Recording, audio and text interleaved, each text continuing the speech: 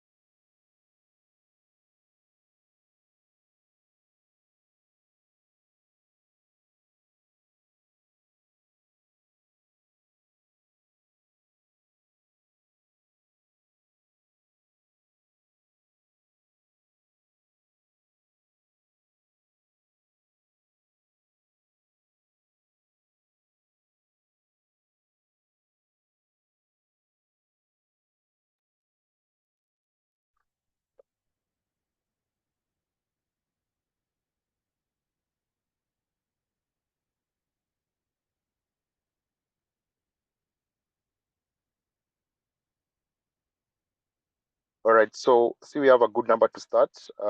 Once again, welcome everyone to this webinar, which is on inquiries and the disciplinary committee procedures. And this session is organized by the Legal and Ethics Committee of the Pharmaceutical Society of Kenya. So for today's session, we have our speaker, Wakili Kibet Kisoria, who's the Head Legal Services Pharmacy and Poisons Board. And this session will be moderated by Dr. Isaac Mulwa, who's the Chairperson, Legal and Ethics Committee for the Pharmaceutical Society of Kenya.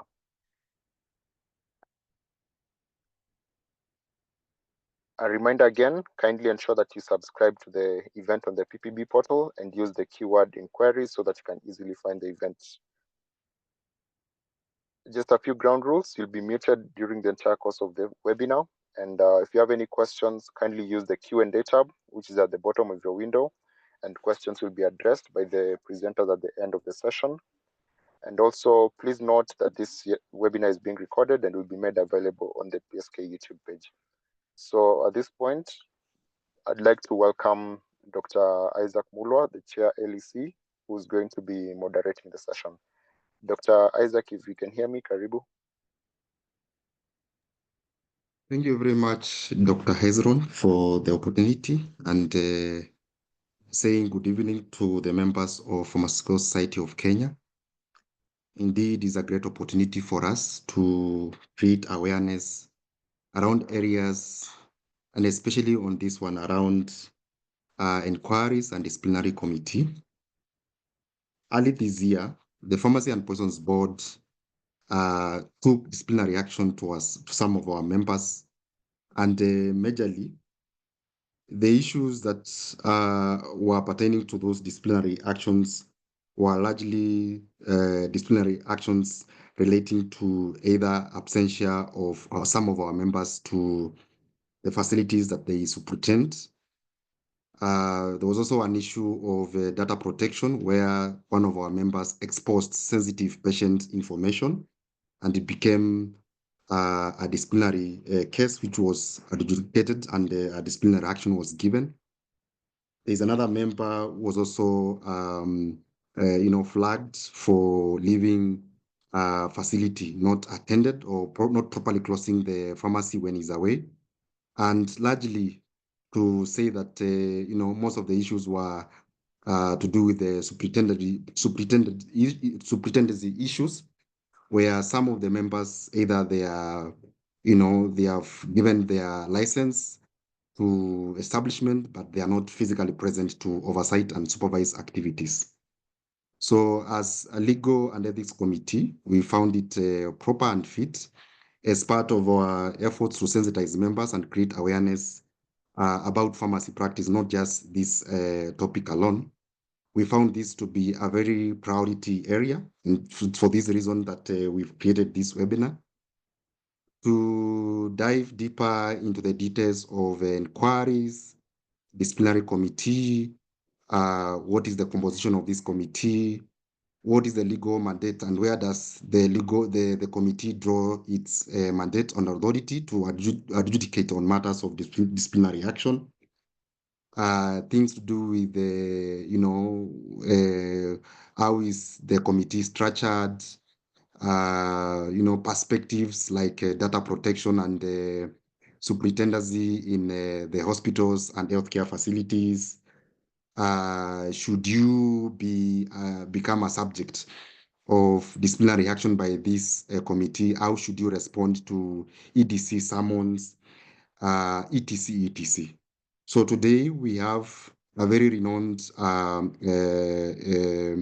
a member of this EDC, the head of legal services from Pharmacy and Poisons Board, Wakili Kibeti Kisorio, who is ready to take us through this session and expose the nitty-gritties and the nuances that comes with the EDC processes, determination of cases, how remedies are arrived, how disciplinary actions are taken, if there are any appeals can be taken, against the determination of verdicts given by the committee, etc., etc. So it's now my pleasure and my liberty to invite Wakili Kibet Kisorio to take us through into the nitty-gritties and the granular aspects of inquiries and disciplinary committee, which is a very critical and important topic for us today. So over to you, Wakili.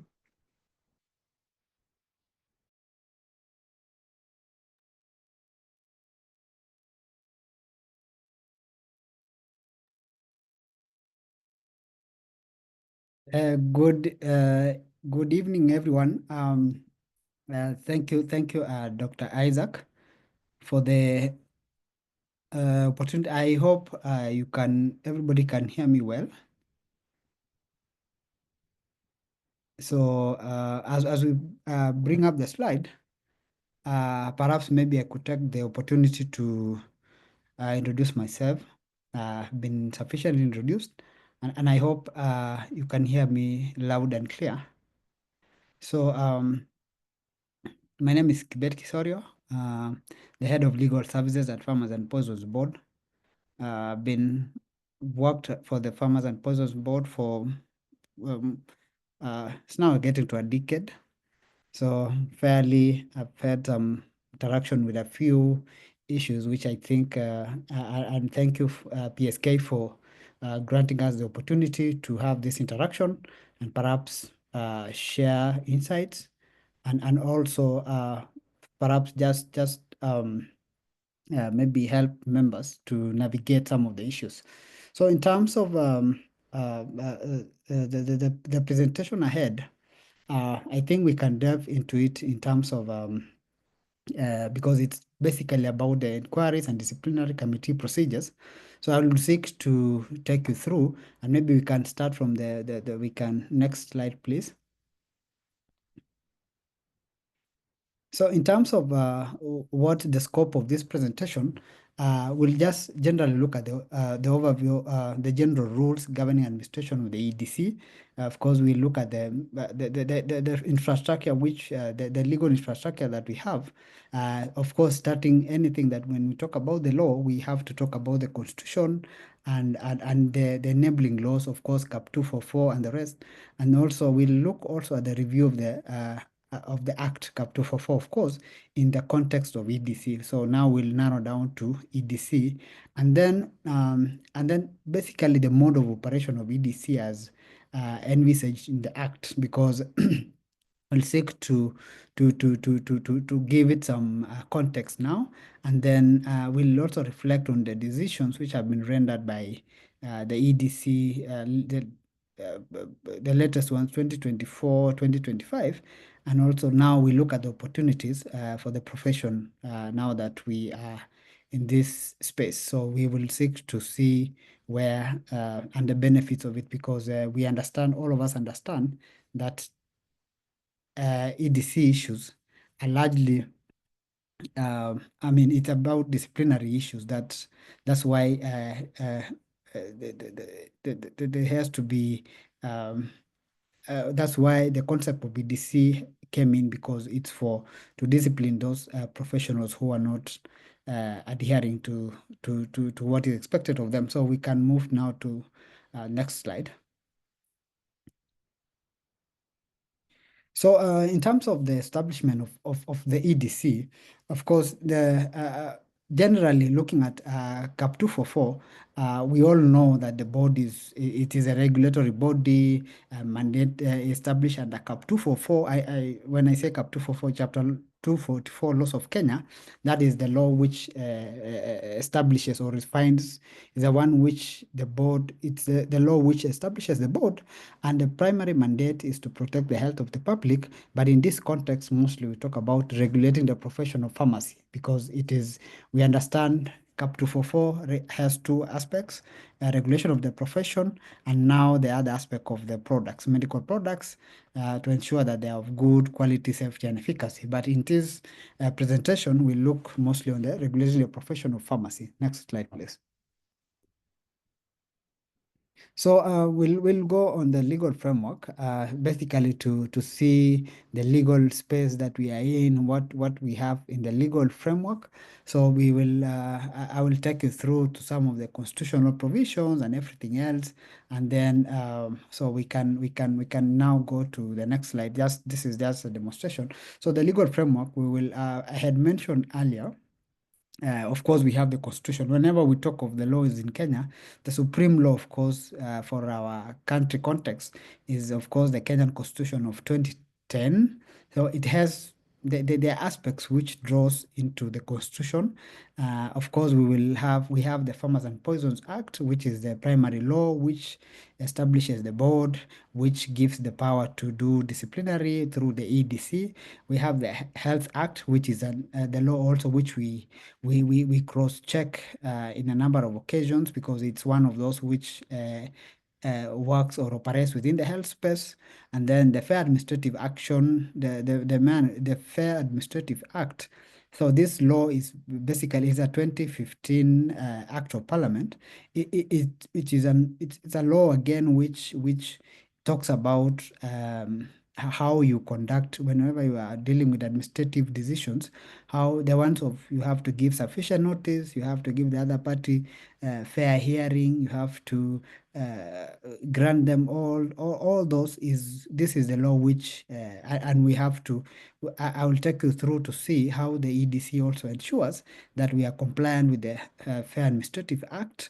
And then there is, of course, the Data Protection Act again, which 2019, I think there's the latest law in terms of, again, it's an issue of data. And maybe to clarify this beginning, it's not that the board enforces anything to do with data, because that is the work of the data commissioner.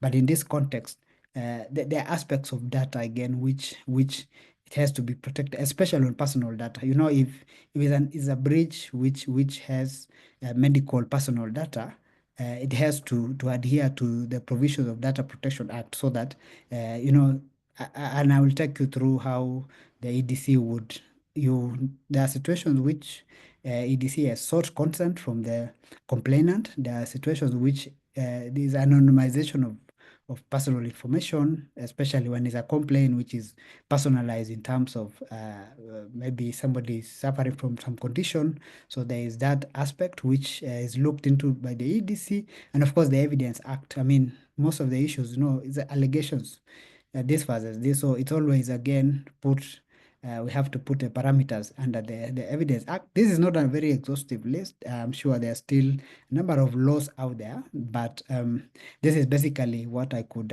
just pick up in terms of the most common statutes that we normally operate under. So next slide, please.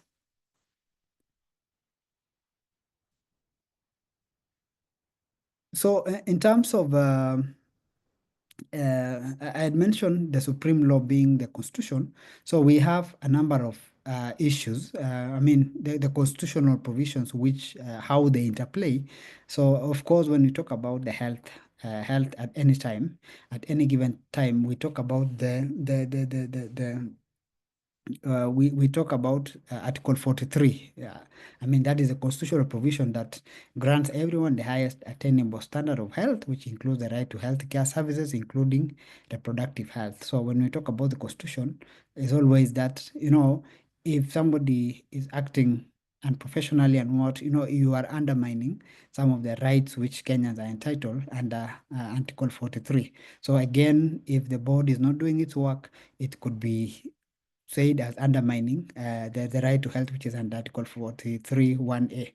So basically, when you talk about the constitution and health, this is where, as actors in the health sector, we always ensure that this provision or this article of the constitution is always adhered to, because it's a constitutional requirement. It is it's a supreme law, which anything that the board or anything under the constitution should reflect the spirit and the letter of Article 43A1. So moving on to next slide. So we have the constitutional underpinning in terms of continuation on that. So when you talk about the constitution, again, the principles of governance, the constitution again gives the principles of governance. It binds all state organs, state officers, public officers, and all persons. So again, talking of the constitution, Article 10 also will come in, which EDC also has to reflect that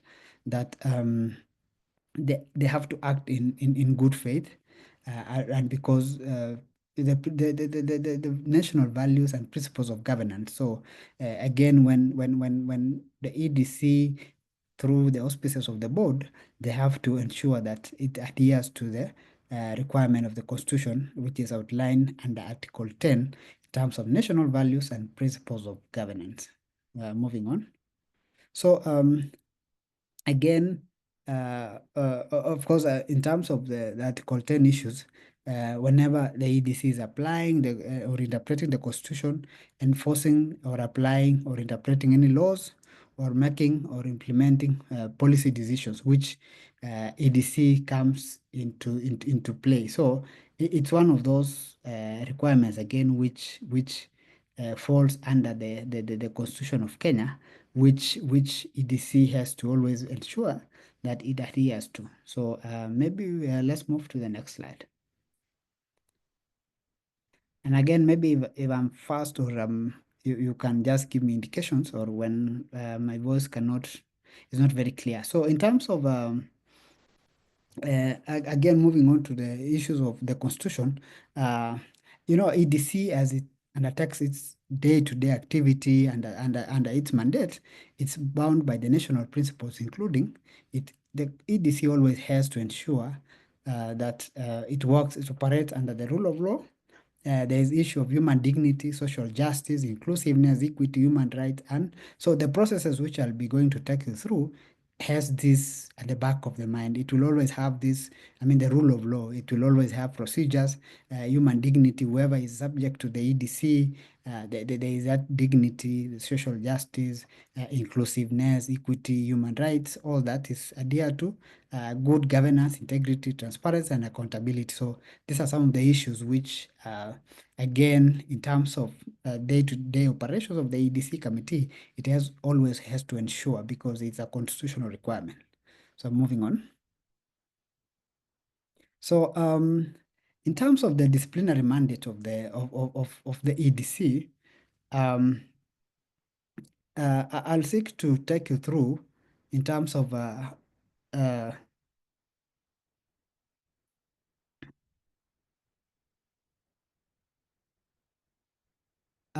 where the mandate of in term general regulation or the issues of the professional, because now we those were just the general constitutional requirements, but when we narrow down now to calibrating to specific issues on disciplinary mandate, the act, which is when I say the act, that is the Pharmacy and Poisons Act. So Section 3B 3 provides that it mandates the board to perform specific functions relating to regulation of the profession of pharmacy. So it is a very broad mandate, but all these functions, which are either under Section 12 or inherent regulation of the profession of pharmacy. So it grants the board general power to undertake anything that pertains to regulation of the profession of pharmacy. So if you see the approach which I'm taking is we are looking at the general requirement, which is even found under the Constitution. Now we are narrowing down to the disciplinary mandate, which is now getting to 3B of the Act, which now grants the board the general powers again to do and regulate the profession of pharmacy. And so specifically under J, it provides that the board to regulate the professional conduct of pharmacists and pharmaceutical technologies and take such disciplinary measures as may be appropriate to maintain the proper professional standards and ethics. So if you read it through, it's a general obligation which is granted to the board to take such disciplinary actions in order to regulate the professional conduct of pharmacists and pharmaceutical technologies and take such disciplinary measures as may be appropriate. So generally, when you're taking these disciplinary measures, remember it has to adhere to the initial principles I was talking about, which is provided under the Constitution. So it's not a blanket. That's why I was bringing in the Constitution. Now we are getting to the Act, but it has to mirror what the Constitution provides because it cannot take disciplinary measures which is against the human rights or does not adhere to the dignity of the person or it undermines someone's dignity. It will be against the Constitution. That's why I was bringing in the Constitution. Now we are getting to the Act here, which the mandate which the board is granted, and we are still getting now to the final details. So maybe we move on to next slide. So the fair, when we get again to other than the Act, other than I've talked about the Constitution, I've mentioned a bit of, I'll still come back to the Farmers and Poisons Act, but again, I had mentioned the fair administrative processes, which is, we have the law, which is known as the Fair Administrative Act. So the one of 2015, it was enacted in order to realize the provisions of Article 47 of the Constitution, which requires that administrative bodies have or grant fair hearing to any Kenyan. So any body, any regulatory body, any establishment, any has to adhere to the constitutional requirement at Article 47, and that it seeks to ensure that every person has the right to administrative action that is expeditious, efficient, lawful, reasonable, and fair. So basically, again, as we delve into the EDC, there's these three requirements which has to be, because it provided another Fair Administrative Act, which draws the same from Article 47, and that anything that the EDC has to do must be expeditious. I mean, you cannot have a case for 10 years, 5 years. So at least it has to be expeditious, efficiency, lawful. Of course, you cannot be brought, it has to be a lawful exercise of mandate, and then reasonable, and has to be fair. So as again the EDC implements, it has to reflect, or it ensures, or it has as much ensure that it adheres to the requirements of this act. In this act, again, it defines administrative action to include the powers, functions, duties exercised by authorities or quasi-judicial tribunals. So it gives the boundaries which a quasi-judicial body can undertake. And when I talk about quasi-judicial, it is, the EDC, as we are going to look at it, it is sort of semi-judicial body, it's semi-court. So it can just not operate like that. It has to operate within some confines of the law. That's why this act again helps to manage, because power can be abused. So it ensures that anybody has to work within the confines, and it's applicable to any person likely to be affected or given reasons for intended action. So a person likely to be affected be given reasons for intended action. So that's why when we go to the processes of EDC, you will notice that it there is this requirement that if you are to appear before it, you're given sufficient notice and the reasons, and again what are you supposed to do from there. So I will take you through when we get to the details of the EDC, but generally to just give you a feeling that there is this fair administrative action which is a law, and always the board has to make sure that it adheres to it. So moving on.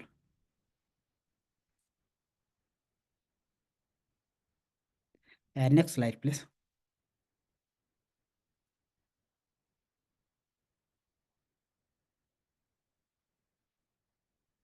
Next slide. So as we move to the next slide, these laws are always read together. They are read alongside each other. They are read, and they're supposed to give effect to, because when you are implementing a law, you can they are expected to work in harmony, not to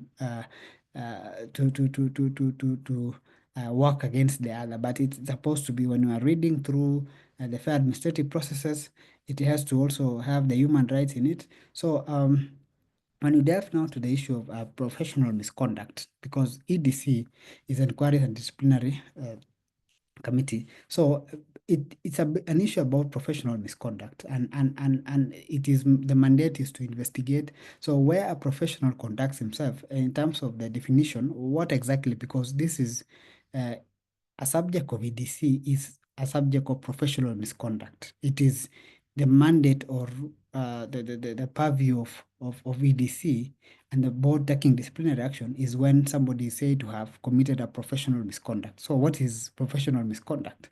So there's no specific definition as such, but I've tried to just bring some dictionary definitions, just to give us a feeling what exactly we are talking about. So it is where a professional conducts himself in a manner contrary to the accepted code of conduct, that professional will be guilty of professional misconduct. So the highlighted word is one conducts himself in a manner contrary to the accepted code of conduct. I mean, you've just gone I mean, a pharmacist is always expected to behave in this way professionally, not in your outside life there as a professional. So if you act in a manner contrary to the accepted code of conduct, that is a professional misconduct, and we'll still go and calibrate it further in terms of what are these confines. So again, the dictionary definition, it's a violation of the rules or boundaries set by the governing body of a profession. So again, you can see it's about just going outside the normal practice. It is, I mean, gone off the rail. That is what it constitutes professional misconduct. I mean, you're expected to guide your clients, I mean, all those things which a pharmacist is expected, but now you have gone outside that field. You are supposed not to, I mean, the narcotics administration and what, and but you are the one who is administering and doing what. It is outside what is expected of a pharmacist. So, I mean, these are the things which I mean, you have a premise, that you're not supposed to leave it to anybody who is not a professional, but you are here, you have brought in your cousin or whoever come or an M-Pesa agent to help you run the practice. I mean, it is, you know it, but you have decided to do something, to do the act in a manner contrary to the accepted code or in violation of the rules or boundaries set by the governing body of the profession, which says that you're supposed, if you are to be absent from your premise, you leave to a professional or somebody who is duly licensed. So that is what essentially entails professional misconduct. So moving on. Next slide, please.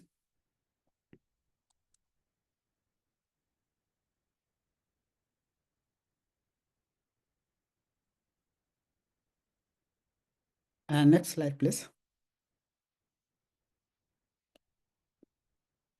So as we move to once we have done with the professional misconduct, I'll seek to move a bit fast because I notice my time is.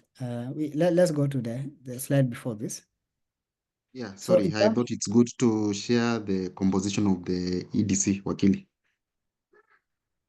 just for members to appreciate. yes, it's here, Okay. Yeah, it's here. So, in terms of the composition, and I will seek maybe to move a bit fast, the composition of the EDC committee. The composition is composed is a chair appointed by the board. So normally when there is a board, the board of the Farmers and Poisons board, now they sit and appoint a committee like the professional, the technical committee, all those committees of the board. This is a special committee because it is provided under the act. So normally they will this is the set of appointment. They appoint a chairperson, which is a board substantive board member, two other members appointed by the board, normally a pharmacist and a pharmaceutical technologist who are board members.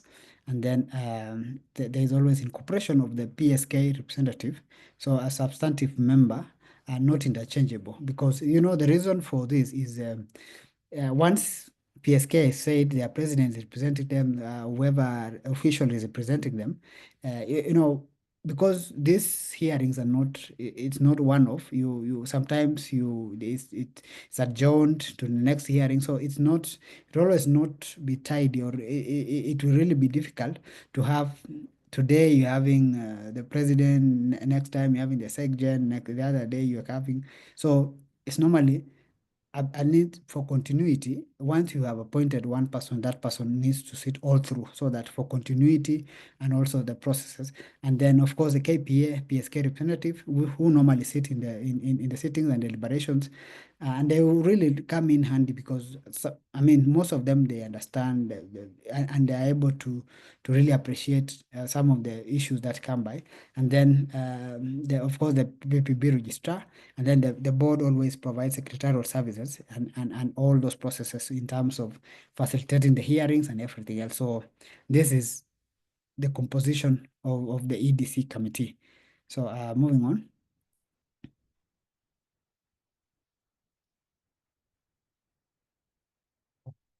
So in terms of initiation of complaint, I'll just seek to run through here because it's like any other complaint. So a complaint and is under Rule 3, because you see, in terms of the EDC process, as I mentioned earlier, it is the EDC mandate is drawn under Section 12 of the Act. And then now, when it comes to the initiation and processes of complaint, it is under the rules which are under the Act, because we have the Act, and then we have the rules, and then we have the rules of 1985, because fairly they are. That's why I was bringing the other laws, because some of the rules are a bit archaic, so to speak, but at least they are the laws which guides processes. So when the issues of how to initiate a complaint, a complainant alleging professional misconduct, if somebody is complaining out there, on the part of registered pharmacy may initiate, pharmacist may be initiated by the board on its own motion or upon complaint addressed to the board by any complainant. So the board can initiate by its own motion. Mostly when the inspectors go out there, they get quacks, and then the premise is registered, and then that is where board, when you say the board initiates the complaint, is mostly the officers who are outside in the field. They have found your premise out there is licensed, but you're not there. So it's one of those which the board initiates on its own motion. Sometimes, I mean, sometimes somebody brings the common one is this one of finding premises which are unmanned or manned by quacks. So mostly the board will initiate that complaint by itself, because through the officers, the inspectors are the ones who like sort of the complainant by their own motion. Or there are several cases again from out there which members of the public are complaining against the professional. So maybe just as we move into this, let us remember that EDC is only for professionals. You cannot bring a quack to EDC. Those are taken to court, and yeah, mostly court and there. But this EDC is only for professionals. So that is for pharmacists and pharmaceutical technologies. That is where the EDC mandate is. So what is the registrar's role in on the receipt of the complaint? So once somebody has filed a complaint, the registrar can seek further information from the complainant. Sometimes, somebody has just written it has not attached any evidence, anything. Somebody says, I bought this drug and then this happened, but you have not attached any evidence. So registrar can still ask for more information. The registrar advised the registered pharmacist of the nature of the complaint against him or her and ask for an explanation. So once the complaint has been received and it's sufficiently indicating whatever allegation is, it's now written to the board will write to the professional saying that we have received a complaint against Mr. So and so, Dr. So and so. Somebody from the public has complained against you on this, or our officers found that your premise in whichever location was unmanned, and then somebody was arrested there who is not a professional, and then our records show that you are the owner of the premise, and then let us hear from you within 14 days. And normally, with that information, you are told that the committee will be sitting. You are given sufficient time, but and again, you are given time to say that if you have anything in between, you can write to the board. You can write back to give clarification whatsoever on this allegation. So normally, and whichever claims, if there is any document somebody claims against you, you are furnished so that that is the principle of fair hearing. Uh, so once it's now prepared for the board, it is placed before the board. That's the EDC with relevant documents. So once you have been notified, everything has been and given a timeline, because it's always, it sits as a committee of the board and it will not sit on a weekly basis. So it always has to adhere again to the calendar of the board. So that's why it really needs some good preparation, because if you adjourn it, it can take another time. And it's again not fair for you to have a case pending before the board for a whole year. So that's why it really needs a lot of preparation, notification given in time, and then you respond. So let's moving on. So again, in terms of the board's role in upon receipt of the complaint, once it has been placed before the EDC committee, it now causes further investigation. If I mean, depending on the nature of the complaint, and then sometimes it can seek legal advice, especially when in terms of jurisdiction, whether it's something which the board can address. So if it's deemed necessary, it can seek internal legal opinion or even external from external lawyers.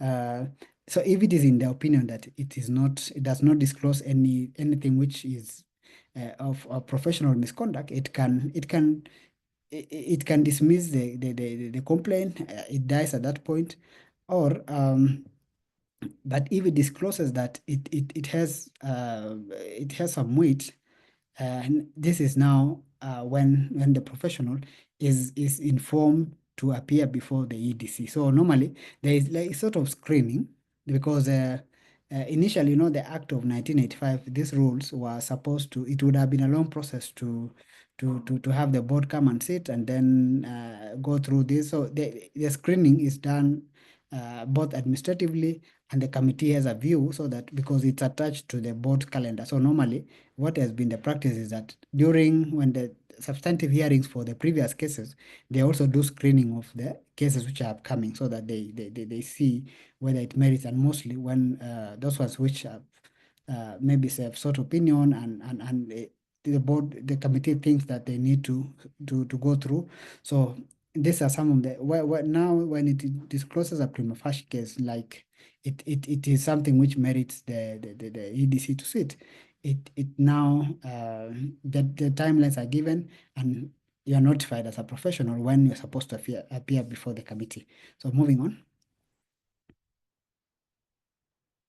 So so pre-inquiry processes, when before the hearing processes commence, um, of course, the secretariat always ensures that, and that is why it's always important once you receive the information, because initially, when the rules initially were done, they had not envisaged the issue of WhatsApps and what, it was 1985. So, but lately, at least the professionals are called from their contacts that they have given to the board. They are notified even through WhatsApp. But of course, the official letters come your way. But of course, there is the initial communications which to make you aware. I know of a number of emails which have been sent, but sometimes somebody has changed their email. So the board will use all mechanisms to ensure that you have received the summons or you've been duly notified so that you're not ambushed. So uh, so the registrar is the one which, after the administrative processes, is the registrar who notifies you that you are going to appear before the board on this date, and then sometimes disobedience of summons. So sometimes somebody is required to come and give testimony. So if, or for example, an establishment is required to produce any books or documents which are relevant to the issue at hand, uh, the EDC can take such an appropriate disciplinary action against such persons who have been called to come and give material documents. So moving on. So at the date of the EDC itself, of course, when the letter is coming in or the notification, it has all these contents. It tells you that on this date, on 29th of April, you will appear before the EDC, which will sit at the fourth floor boardroom at 10:30 a.m. You are given the very specific, so that it's principles of fair hearings, to just be notified that you appear. And sometimes when there are series of meetings or hearings, some of them are given at 10, some of them are given at 11 at noon, because it's not fair for you to come and sit from 9 and wait for your matter at noon. So I've seen the EDC trying to give some, at least, reasonable time for you can come in at 11, somebody is given at 9, and then such, so that you don't inconvenience as such, because it's part of the fair hearing principles. Um, so, and it applies across the board. So in terms of that, again, you are also, the notification also includes, uh, if you still have any submissions, you can still send forward anything in your defense. It is always good to send in good time, so that you don't, the date of hearing, you are bringing a voluminous document. It's always good, once you receive the notification, if you have any response, you have anything, it's always fair, or it's always good to, like the court system, you always send in your documents in good time, so that the court can also have time to review it, and it becomes easy when it comes to a date of hearing. Moving on.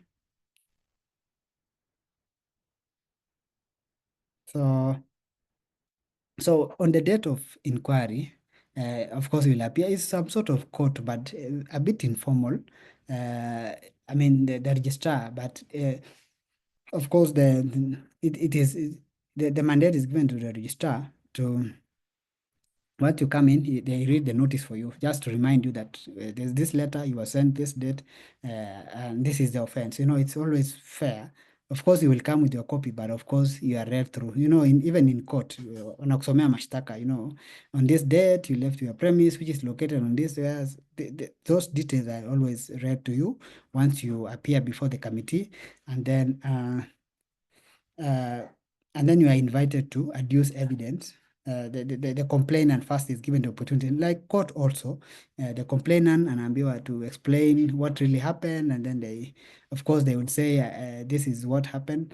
If it is a case which somebody says, okay, I went to this pharmacy, and this is what I was given, and then whatever happened, they will just say, and then say that I wrote this letter, the complaint is here, and then they confirm that this is the letter I complained, and this is the person I complained against, and then the registered pharmacist is given also opportunity to state his case, and it's always important to know that you can come in person or you have your legal representative to accompany you to produce and you produce your evidence. That's why I was saying it's always important once you receive the notice and it's something which might need some document, just send in advance. It will be easy for you to just highlight to say that I have sent my response on this date, and bring, you can have your legal representative to also help you if you feel that you might not adequately represent yourself, at least because it's a quasi judicial. So it can only be that person who has a legal mandate to do so. If you have your written statement, you can read your statement and you have it placed on record. So it's always all those, and because it's a quasi-judicial semi-court again, uh, any evidence that you give is always under oath, and mostly even when the response comes in, it has to be either as in form of an affidavit, or when you are giving your testimony, the statement, you are placed under oath, because it is, you cannot, it is, you cannot, it has to be taken that serious, like the parliamentary processes. It is because from there it goes directly to the high court. So moving on, next slide.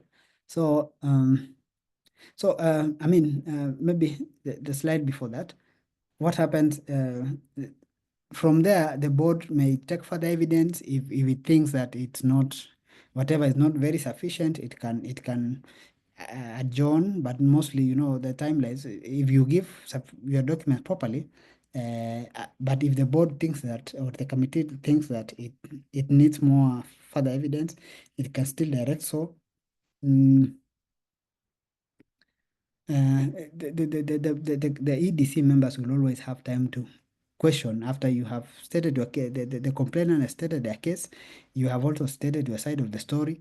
Now that as the person who is accused, the EDC committee can always probe questions to ask, so what happened and this and this. So that's why it's always also important to have your facts right, so that whenever you are questioned, it becomes, it can only, any evidence can only be tested against cross-examination, because I mean, you've claimed this, uh, why is it so? Because we have seen this document. So the EDC members can always engage and probe in a few questions if they need clarification, and you will also have a right to do for a rejoinder to come back and clarify some issues, and then the complainant also has a right to cross-examine, you know, because the EDC is not cross-examining you, but it's seeking clarification, like the courts, because normally the court sometimes they will ask you direct questions.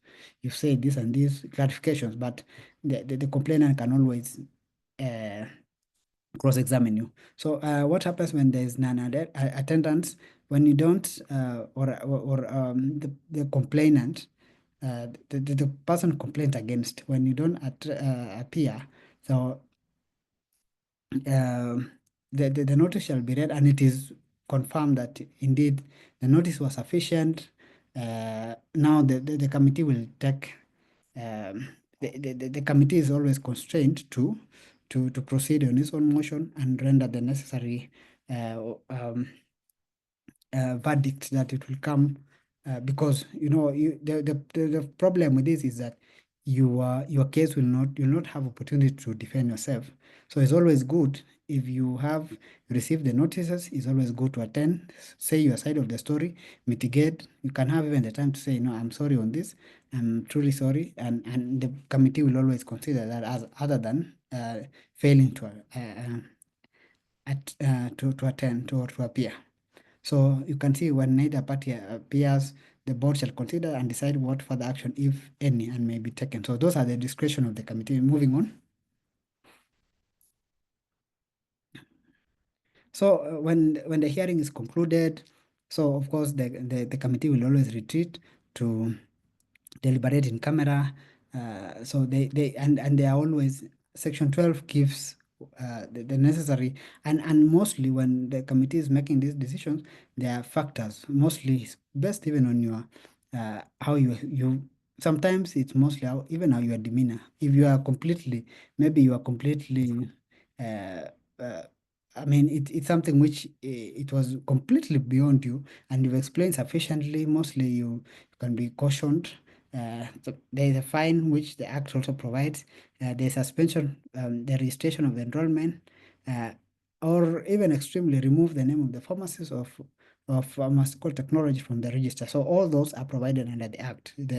There are all those penalties which the committee has under its discretion, depending on the veracity of the issue at hand and how the issues have been brought before it.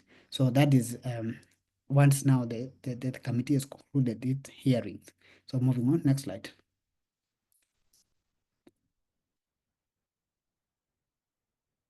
Um, Basically, to give you an overview of the decisions of 2024, 2025, and I had mentioned earlier, EDC is based on, it's subject to having a board in place. It's not a whole time committee. It has to be when the board does not have when there is no quorum for the board, when the board is not constituted, when the term has ended, it might not be active. That's why you have seen sometimes it there are breaks because of absence of the board. So during 2024, 2025, there were 11 decisions, which I think the initial one was 5 decisions, and then there was 6 decisions which were rendered early this year. So generally, there were penalties ranging from sanction letters, that's the warning letters, to 5 year suspension, which depending on the offenses which were there. There was cases of professionals sitting in for board exams. This stage exams and all that. There was one professional who sat for a student exam. So that one was, I mean, you can see, like, as a professional, you're supposed to know that. I mean, it's logic that you're not supposed to sit for exams for somebody. I mean, even anybody would know that. But there was a case where a professional sat for somebody. So this is an aspect which, um, and the penalty was very severe for that one because he did not even appear. And then negligent in dispatch of the prescription by the professional, the issue of online pharmacy, and I think probably you heard about this case for some professionals who had this in terms of, and I said in terms of disclosure of information. It is, as a pharmacist, you ought to know that. I mean, you cannot write a prescription on top of the dispatch envelope. So that was a situation. It's not enforcement of the data protection, because the issue again had gone to data protection, and the data commissioner established that there was breach of data. So it's not the mandate of the board to establish whether breach of data, because that is the role of the data commissioner. But for the board is what is expected of you as a pharmacist. If you are doing online pharmacy, what is, I mean, how is it? It is even for us who are not pharmacists, you know that you don't ordinarily find your prescription written, what do you call the diagnosis, not the prescription, written on top of the envelope. So this was one of the cases which came up, and then majority of the cases as absentee superintendents. I mean, most of it, they've been left to quacks. M-Pesa agents were the ones who were found, and they were actively, I mean, running the premises. And so this is majority of the cases were in this nature. So I just giving a preview, and we will, because the decisions have been rendered accordingly. They are uh, they are found on PPB site, if I'm not wrong, because that portal had been created for the decisions which have been rendered previously, especially those ones which have been concluded, rendered out.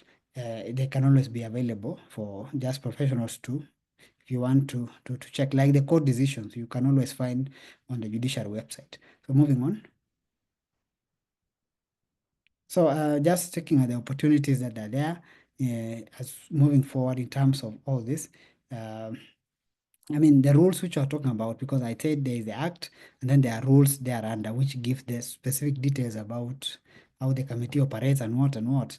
They're a bit, they're still archaic, not even a bit, they're archaic because, the Constitution of Kenya came in 2010, but this is a law of 1985. So always there are some things which needs to catch up, even the fair administrative action. So that's why most of the processes, we ensure that it aligns with the latest law.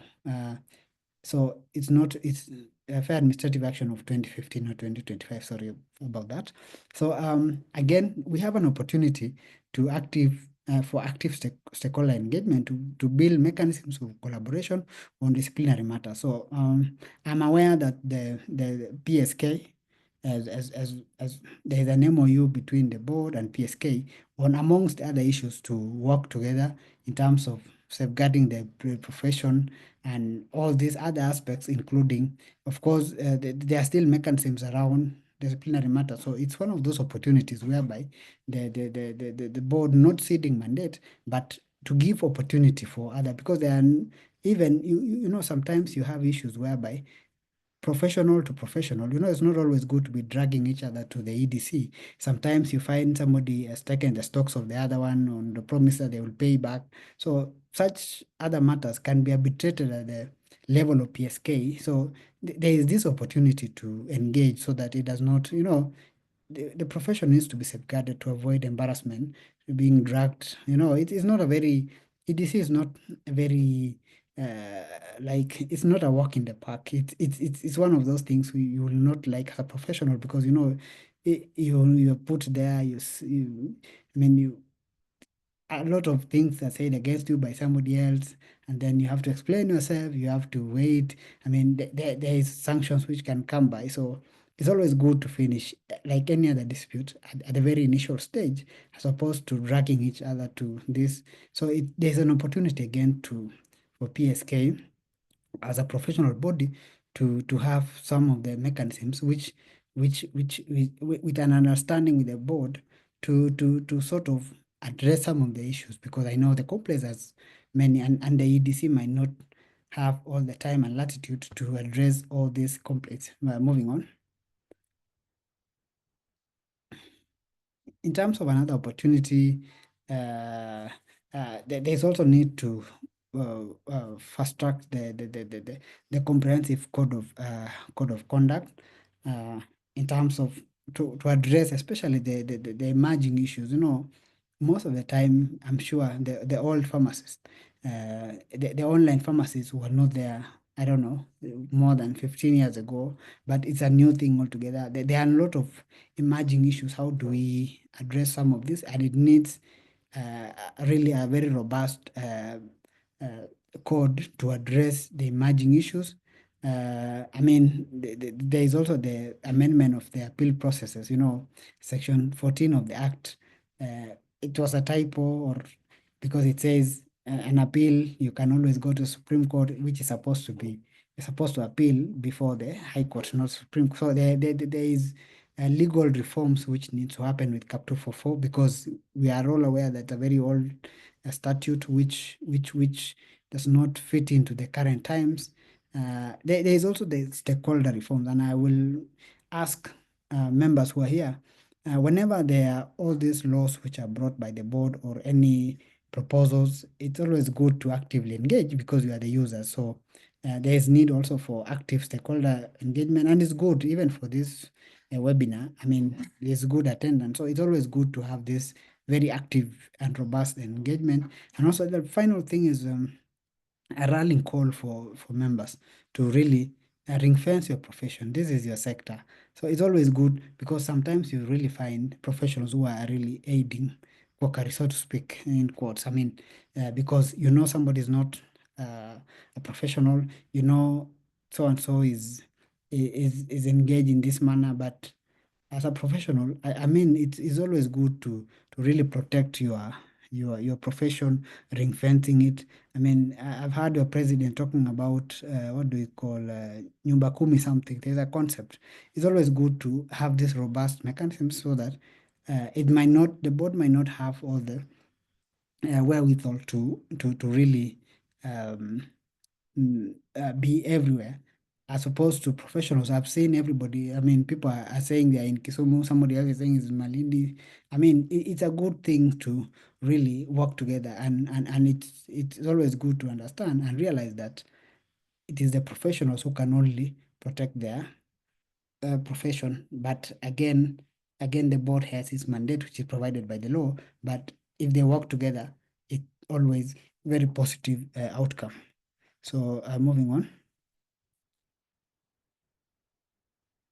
Okay, so we've come to the end of my presentation, and thank you very much for your attention. So I think I can take it back to facilitator to guide me from there. Thank you very much. Thank you for your attention. Thank you. Thank you very much, Wakili Kibet, for that comprehensive exposition of the Enquiries and Disciplinary Committee. I think this is a very important discussion.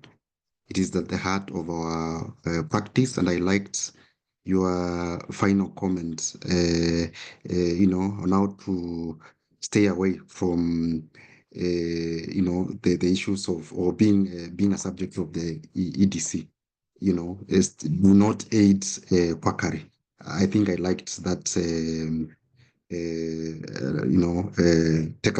Probably a takeaway message from all of your presentation, because ideally, if practice do not allow or do not engage into professional misconduct, then we don't find ourselves into being subjected to deliberation of the EDC. So thank you so much, Wakili. I think now we can take questions. But then before we take questions, allow me to recognize the presence of a few members from the LEC. We have, of course, we have Dr. Juliet Conche, who is the VC Governance. We appreciate your presence. I know quite a number of LEC members are here with us. I also wish to acknowledge their presence. So we'll proceed to take question in the next few minutes, so that if there's anything which was not captured in the presentation, then Wakili, you could be able to respond to some of the questions. So, Dr. Hayes, are you still there? Yes, I'm here, Dr. Yeah, you can help me see the questions. Okay, let me just go through some of them. I think the first one that we have is concerning the leasing of licenses. So there's someone who's asking, some pharmacists lease their licenses. What are the consequences of such actions? Maybe that can be the first one as we scan through what we have. Yeah, I think I've seen another one just on a slight relevant note. Is the board still currently in place? And what happens in case it's not in place, or in the process of reconstitution when there are gaps, like in the past? It has happened several months. Yeah, I think that's one of the questions. Maybe Wakili, you could respond to those two as we skim through to some of the questions raised by the members here.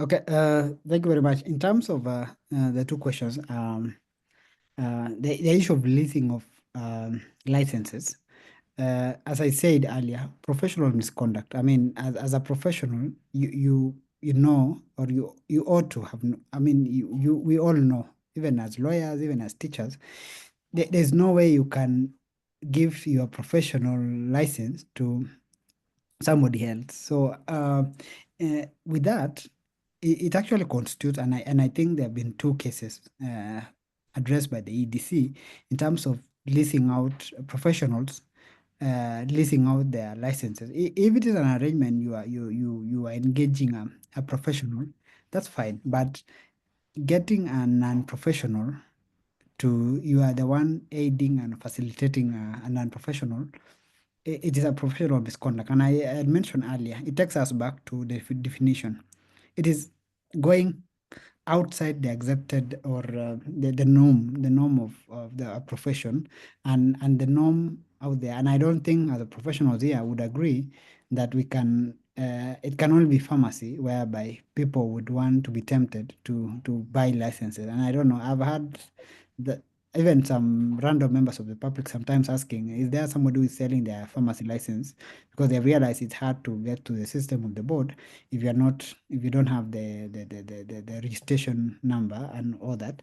So that's why they use professionals. So it is unprofessional. It's professional misconduct because it is something that you know that you're not supposed to release it out because it's not, I think and I had in the previous sessions sometimes when they, I think it was a PSK in Mombasa, uh, somebody was saying, the practice of pharmacy is not, it's not shopkeeping. There is a professional hand in it. So it always need to be remembered that way. Even members of the public need to really understand that it's not about buying, selling drugs. It has a professional hand in it. So it's not fair. It's not right. It's not logical for you to give to somebody else who's not gone. I mean, you guys who go to school, I don't know, 7, 8 years, 6, 7 years, and then somebody who's not gone to school, you want to list them out. It's just not right. Uh, Two, in terms of the issue of the board, we all know the process of appointment of the board. It's done by the ministry, which is completely outside our control. So sometimes in such situations, but when the board's time is about to lapse, we make sure that there's no spillovers. Dr. Konja knows that by the time the board's term was coming to an end, any pending matter had been concluded. So there were no pending issues. But of course, they keep the complaints that they come in, so long as they are always prepared for purposes of either board as soon as they come in, and we are grateful because we've not had much of a lapse. There was a time I recall there was around 2 3 years, which 1 2 years where there was no board, but at the moment there's not been much of a lapse. So, but basically that is a mandate which is outside the control of the PPB, and once the board comes in, they are always facilitated to and as much fast track that bit, but it's still a challenge because it is dependent on availability of the board. So thank you. Any other question? Yeah, thank you. Dr. Ann Karenja, she's saying that leasing a license is actually equivalent to selling your birthright. I think she's just amplifying the statement that you've mentioned. Dr. Lucas, who is a member of the LEC, wants to know, politically, can we ask about the stocking of pharmacies that are not licensed or run by professional? And how can EDC help? Can we ask about stocking of pharmacies? I'm not sure whether I get the question correctly. I can Yeah, clarify. yes, go ahead, Dr. Lucas, to clarify.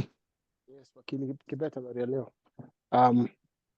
My question is, we have pharmacies. We have, I think, roughly 25,000 pharmacies, and professionals are there's about 4,000 pharmacists and then about 12,000 technicians.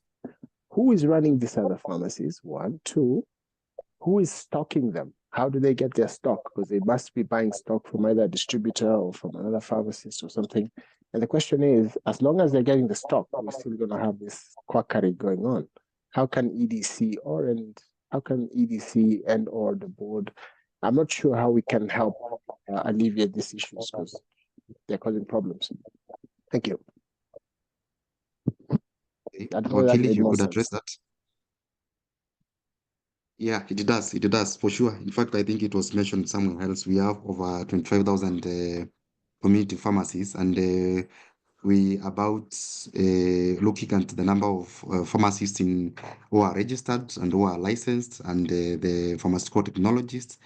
It's a battery of about 10,000. So we have like 15,000 community pharmacists that cannot be properly explained who is superintending them. So I think it's a very interesting area. And I don't know whether, Wakili, you have a word on that, and if there's any mechanism that the EDC can help, and or does the EDC act on reported complaints, or there is a proactive, kind of surveillance that you do just to confirm whether members of practice they are contravening the code of conduct? Uh, thank you, Dr. Lucas, and it's good to hear from you. So, regarding the issue of community pharmacies, the question which I understood is that they are unregistered pharmacies there. I mean, they had been registered by professionals, but they're not like they are not valid license. They don't have a valid license. If I understand Dr. Lucas' question well, so I think there have been several mechanisms which the board has tried to address that. It's still a challenge of I acknowledge that, but number one, there were some plates which uh, uh, were put across pharmacies to just indicate mapping. First of all, they had been mapped. If I'm not wrong, it's one of those practice issues. But just to attempt the question is, um, I recall there was mapping of premises at some point by the board.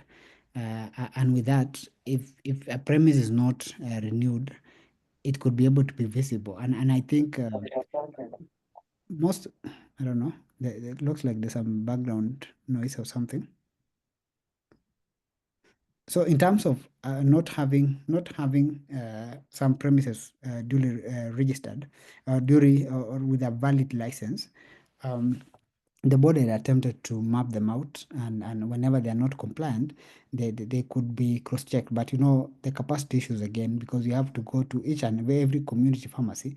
But again, the reason why we are having this discussion is also to have the Nyumba Kumi initiative, whereby we I mean, the professionals in the field, the community, they know so and so uh, is not they know the status. I think being in the same community, we always know who is dealing with quacks, who is not having renewed his licenses, and all that. So it's also a very collaborative scheme, so that we don't have mushrooming premises all over, which are not duly with having valid licenses. But it still remains one of those challenges. But the board had tried to sort of map them out. They had also tried to put the code for the public to always cross-check. So it's still one of those attempts to really seek and try to weed some of this, because essentially professionals have to, I mean, it has to always be duly compliant, having a valid license any day, every time. But there are a lot of factors which professionals, again, who are not accountable, because as a professional, actually, you're supposed to always, whether the board comes to check or not, you're supposed to always know that you're supposed to renew your license. The board had also tried to attempt to send reminders, which I think even LSK, being a member, they always remind you that your license is expiring this time, please renew your license. So there have been those attempts, but the challenge again with all this is that people tend to change their emails. Sometimes they bounce back, they don't go through, people change their addresses. So these challenges still remain, but we are hopeful that with the collaboration, we will be able to surmount this. Thank you. Thank you, Wakili, for that explanation. I like the idea of using Nyumba Kumi. I don't know whether you have a platform or a communication collector. If someone sees another member or a member of profession contravening, conduct of professional, whether there is an existing emails or contacts that they can share, because indeed it's a very worrying trend that we have so many establishments, and it has like become a very the very norm, even within our estates, but you're not sure whether these facilities are registered. So should you notice or be aware of an existence or an happening of professional misconduct, are there conducts that members could report or share information? Wakili, I can also see Joseph Wambua. Joseph Wambua wants to know how registered pharmacies unregistered pharmacies across the country. Nowadays, they are like any other shops in the community, and he's wondering how can EDC help. Wakili, maybe I think you've already explained that question, but maybe if members wanted to report some of these cases of professional misconduct, is there a platform where members they can be able to share? As I read the question. Yes, thank you, Daktari. I'm aware of at PPB there is always the info at ppb.go.ke, because I know some of the cases which the EDC concluded last time was sourced from info at ppb.go.ke. And of course, if somebody wants to do an anonymous correspondence, you can always uh, do a letter and then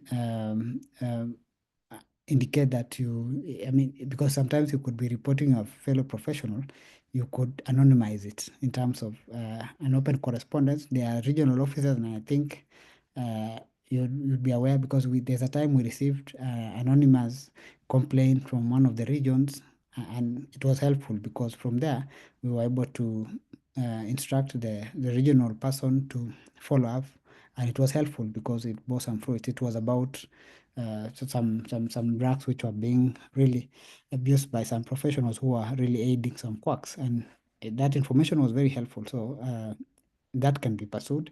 It can also be done through the info at ppb.go.ke. So there are those mechanisms, but you can do anonymous letter addressed to the registrar headquarter, or you drop at the regional offices. They surely, the regional heads always forward the same. Thank you. I think, yeah. Dr. Lillian Ayuel wants to know whether there's a whistleblowing or confidential reporting policy within the EDC. I think you've responded to that. Dr. Joseph Wabugu wants to know, his question is, how about the same regulatory officers being the ones operating the pharmacy? I think this is a case of conflict of interest. How do you address regulatory officers operating community pharmacy, the very community pharmacy that are supposed to regulate? And another one here, do chain pharmacies need a license for each of the outlets? Maybe you could respond to those two.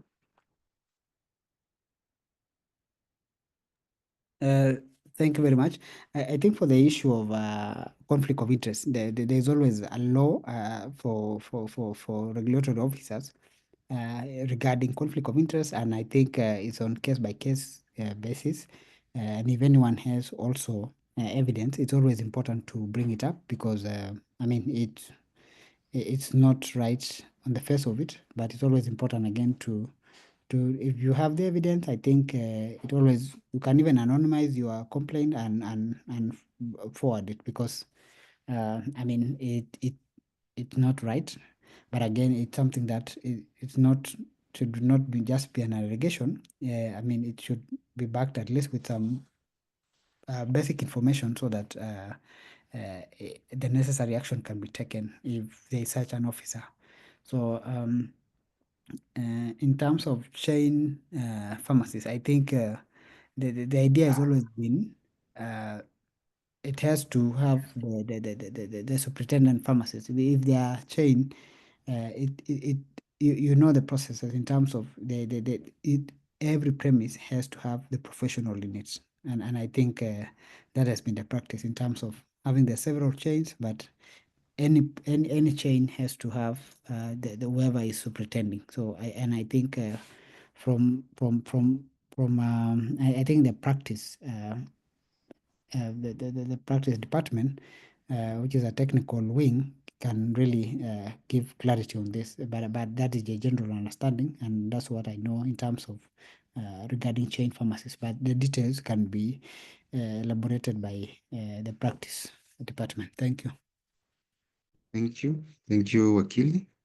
Dr. Oscar Onyango wants to know, I think my questions are off topic, though I wanted to ask about expired drugs, standard disposal procedure for clinical setup, practice license. I think I would say, Dr. Oscar, there is a cascade of webinar series that are being planned in conjunction with PSK and Pharmacy and Poisons Board, particularly through Dr. Ocheng, who's in charge of pharmacy practice. So I would request maybe that question could be shelved and perhaps engaged, or you perhaps find time and engage in some of those webinars. I'm sure some of these questions that you're asking, you could find some responses from those webinars, and especially from the right person in authority of pharmacy practice. So we seem to have covered all of the questions. We've responded the feedbacks from the members. Once again, Wakili Kisorio Kibet for finding time to share and shed light on this important topic. It's very critical, and I would want to urge members, this should not be seen as a punitive measure to harass or make feel the members uncomfortable, but this is a measure that is meant to enforce compliance of good pharmacy practice amongst our members.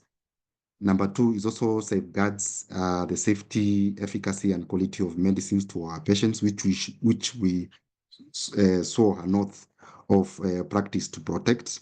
So we are trying to bring up this conversation, create awareness, so that we don't find ourselves on the wrong side, either by ignorance, but to be aware that there are legal provisions that can be taken against you if you're found to be contravening some of this code of conduct. But knowing of who we are as members of practice, I'm convinced and deeply persuaded that we'll be able to do what is required of us. And, unless out of, sheer ignorance, we will not be found, abdicating our licenses to superintending facilities without us being present.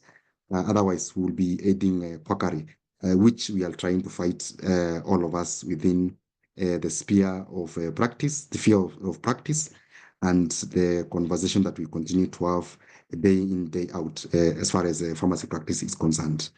So my name is Dr. Isaac Mulwa. I'm the LEC chair. I would want to adjourn, and maybe, I don't know, Dr. Juliet, do you have a word on behalf of the president from the NEC, maybe for the members as we come to the end of this webinar? Dr. Juliet?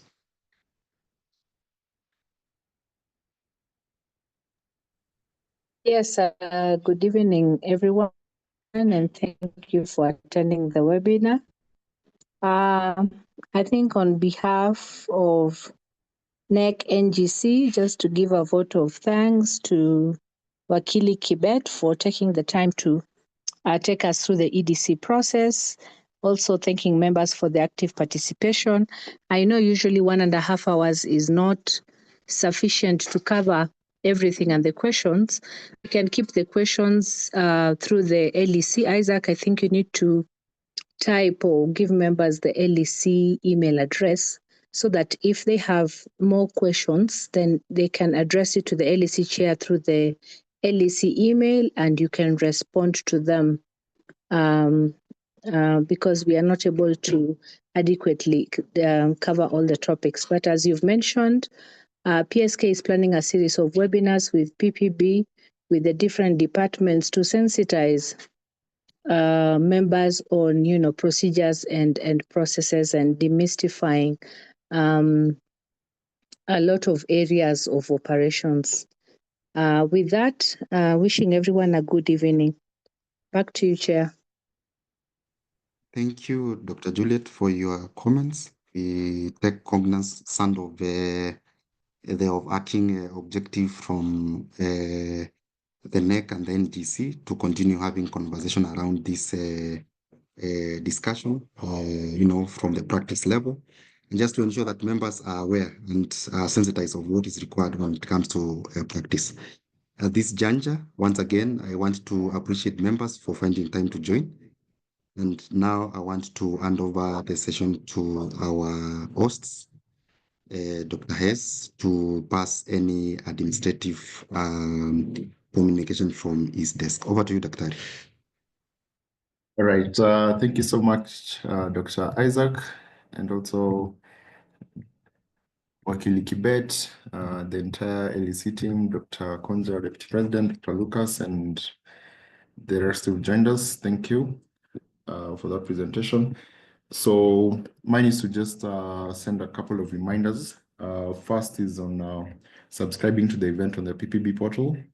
Use the keyword Enquiries and you should be able to find it, just as you can see on the screen. And then the other reminder is tomorrow is our deadline for the regular bird ticket. So kindly ensure that you take advantage of that discount, because starting from 1st of May, we'll be having our late bird tickets running. So take advantage of that. Another reminder is the abstract submission deadline is tomorrow as well. So if you haven't submitted your abstract, kindly do so. Then the last thing is just a reminder from the pharmacy board on reporting of adverse effects and poor quality health products and technologies. You can use 3 options that are provided here. And the first one is the website, where you can go to pv.pharmacyboardkenya.org. And the other is the mobile application. Both of them are for healthcare professionals, while for the members of the public, they can use the *271 hash. And that is the end of the announcements. Thank you so much, and have a good evening.